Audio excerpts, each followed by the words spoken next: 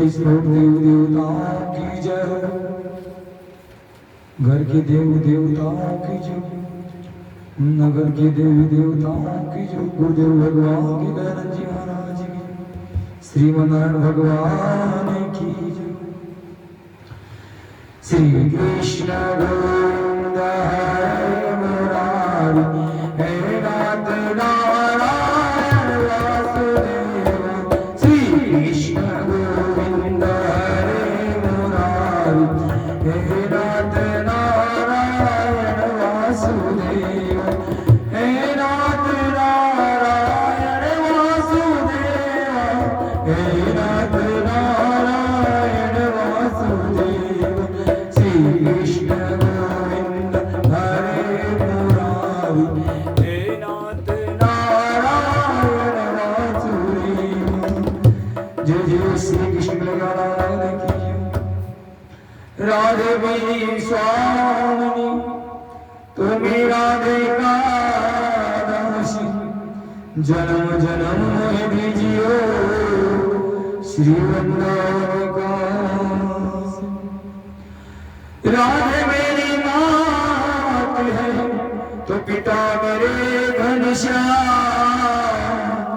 इन दोनों के चरणों में मेरा कोटि कोटि प्रणाम। तो आज हम सभी बहुत ही प्यारी कथा एकादशी महारानी कार्तिक मास की रमा एकादशी कथा आप सभी श्रवण करें। और आप सभी का YouTube चैनल श्री कृष्ण प्रियदास कोटावाले पर स्वागत है। आप सभी इस एकादशी कथा को सभी श्रवण करें और कराएं और इस जीवन को धर्म करने से जोड़कर और भगवान की शरण से चरणों से लगाएं। तो आप सभी बहुत ही प्यारी कथा श्रवण करें एकादशी महारानी की। तो धर्मराज युधिष्ठिर बोले, हे भगवान, अब आप मुझे कार्तिक मास के कृष्ण पक्ष की एकादशी की कथा सुनाइए। तो इस एकादशी का नाम क्या है तथा इससे कौन सा फल मिलता है? तो भगवान श्री कृष्ण भगवान बोले कि हे राजेश्वर, कार्तिक मास की कृष्ण पक्ष की एकादशी का नाम रमा एकादशी है और इसके वजह से समस्त पाप नष्ट हो जाते हैं। इसकी कथा इस प्रकार है, आप सभी श्रवण करें। प्राचीन काल में मुचकुंद नाम का एक राजा राज्य करता था। उसके इंद्र, वरुण, कुबेर और विभीषण आदि मित्र थे। वो सत्यवादी था, विष्णु भक्त था। उसके एक उत्तम चंद्रभागा नाम की लड़की उत्पन्न हुई। तो उसने उस लड़की का विवाह राजा चंद्र सेन के पुत्र सोमन के साथ किया। एक समय जब कि वह अपनी ससुराल में थी, एक एकादशी पड़ी चंद्रभागा। सोचने लगी कि एक एकादशी समीप आ गई है, परंतु मेरा पति अत्यंत कमजोर है, इसलिए वो ये व्रत नहीं कर सकता। परंतु मेरे पिताजी की आज्ञा, परंतु वह व्रत नहीं कर सकते, परंतु मेरे पिताजी की आज्ञा कठिन है। जब दसवीं आई तब राज्य में ढिंढोरा पिता और उसको सुनकर सोबन अपनी पत्नी के समीप गया और उससे पूछा कि हे प्रिय, तुम मुझे कुछ उपाय बताओ, क्योंकि यदि मैं व्रत करूंगा तो अवश्य ही मर जाऊंगा। इस पर चंद्रभागा बोली, हे प्राणनाथ, मेरे पिता के राज्य में एकादशी के दिन कोई भी भोजन नहीं करता।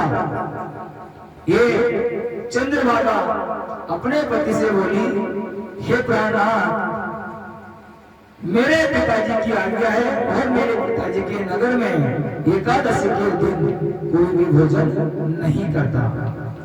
यहाँ तक कि हाथी घोड़ा ऊंट आदि भी दृढ़ अन्न जल आदि ग्रहण नहीं करते, फिर यहाँ मनुष्य कैसे भोजन कर सकता है? यदि आप भोजन करना चाहते हैं तो यहाँ से दूसरे स्थान पर चले जाइए, क्योंकि यदि आप इसी स्थान पर रहोगे तो आपको व्रत अवश्य करना ही पड़ेगा। इस पर शोभन बोला कि हे आप कहना अति उत्तम है, मैं अवश्य ही भाग्य में जो लिखा है वही होकर रहेगा। ऐसा विचार करके उसने एकादशी का व्रत किया। और जब और अब सूर्य भगवान भी अस्त हो गए और जागरण के लिए रात्रि हुई, वो शोभन को दुख देने वाली थी, तो दूसरे दिन प्रातः से पहले शोभन इस संसार से चल बसा। राजा ने उसके मस्तक शरीर को दहन करा दिया और चंद्रभागा अपने पति की आगे अनुसार अग्नि में दहन न हुई, परंतु पिता के घर रहना उत्तम समझा।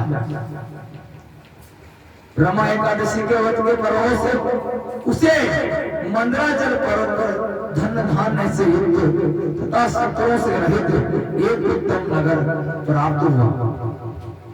एक समय मुचुकुंद नगर में रहने वाला एक सोम शर्मा नाम का ब्राह्मण तीर्थ यात्रा के लिए निकला, तो उसने घूमते घूमते उसको देखा।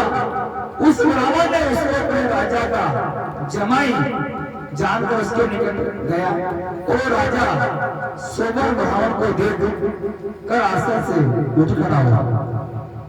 तो अपने ससुर तथा स्त्री चंद्रभागा की कुशलता को पूछने लगा। सोम शर्मा ब्राह्मण बोला कि हे राजा, हमारे राजा कुशल है तथा अपनी पत्नी चंद्रभागा भी कुशल है। अब आप अपना वृत्तांत बतलाइए। मुझे बड़ा आश्चर्य है कि ऐसा विचित्र और सुंदर नगर आपको किस प्रकार प्राप्त हुआ। तो शोभन बोला कि हे ब्राह्मण, ये सब कार्तिक मास की कृष्ण पक्ष की रमा एकादशी के व्रत के प्रभाव से है, इसी से मुझे नगर प्राप्त हुआ है, परंतु ये अधू है। इस पर ब्राह्मण बोला कि हे राजा, ये ध्रुव क्यों है और ध्रुव किस प्रकार हो सकता है, सो आप मुझे समझाइए। मैं आपके कहे अनुसार ही करूंगा। आप इसमें किंचित मात्र भी झूठ न समझो। शोभन बोला कि हे ब्राह्मण, मैंने श्रद्धा पूर्वक व्रत किया था, उसके प्रभाव से मुझे ही नगर प्राप्त हुआ।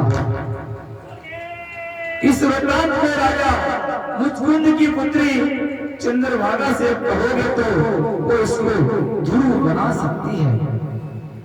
तो ब्राह्मण ने वहां कर चंद्रभागा से समस्त वृत्तांत कहा। इस पर राजकन्या चंद्रभागा बोली कि हे ब्राह्मण, आप मुझे उस नगर में ले चलिए, मैं अपने पति को देखना चाहती हूँ। मैं अपने व्रत के प्रभाव से उस नगर को ध्रुव बना लूंगी।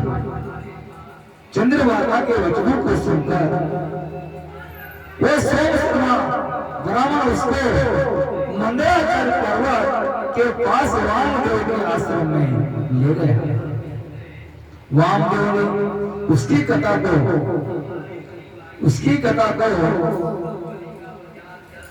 सुनकर चंद्रभागा को मंत्रों से अभिषेक किया और चंद्रभागा मंत्र का व्रत के प्रभाव से दिव्य देह धारण करके पति के पास चली गई।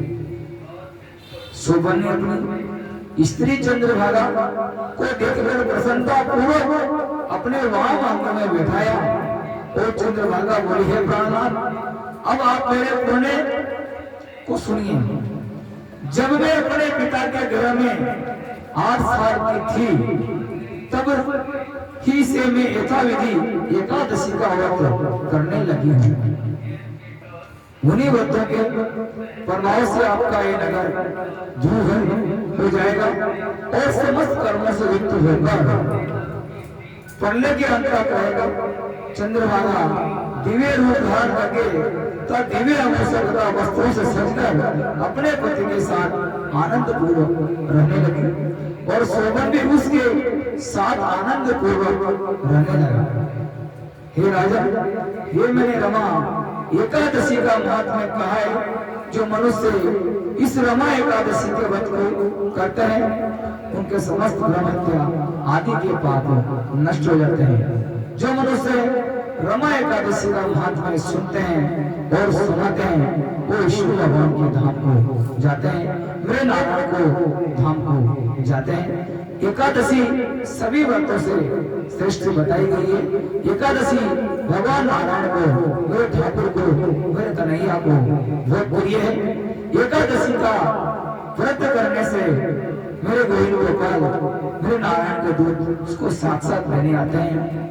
और आप सभी इस एकादशी की व्रत कथा को सुने और सुनाएं और इस जीवन काल को धन्य बनाएं और ज्यादा से ज्यादा इस व्रत पर आपसे जो भी बनता है वो दान पुण्य करें और इस व्रत को अपने जो इस शरीर जो रचना भगवान ने किए है मृत्यु लोक को भेजा है इसको धन्य भी बनाए और इस जीवन काल को जो मिला है जो धरती में भगवान ने भेजा है तो ऐसा कोई काम, ऐसा कोई कार्य करके चले कि हमें भगवान का ही धाम प्राप्त हो, न कि हम लोग, क्योंकि सब कुछ यही रह जाएगा, साथ में जो जाएगा तो भगवान का सिर्फ नाम, ईश्वर और उसकी कथा, भजन कीर्तन वही साथ में जाएगा।